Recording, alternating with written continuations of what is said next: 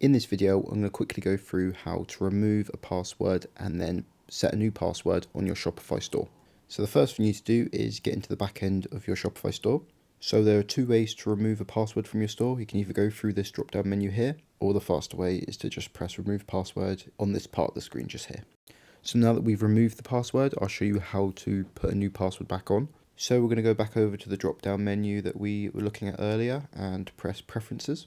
And now next to this first option here, which says password protection, we're going to toggle back on this little switch here. So here we can also change the password and then add a little message for anyone that does find the site. This could be something like when the site opens or a little teaser. So now you just want to make sure that you actually save these settings at the top of the screen here. And once saved, we can go back into our website and you can see that we have the little text here, and down the bottom you can add the password. So just like that, you know how to remove and then add a new password onto your Shopify store. Let me know down in the comments any tech issues that you're having and I'll see if I can fix it. Thank you for watching the video. If you found it helpful, please consider subscribing.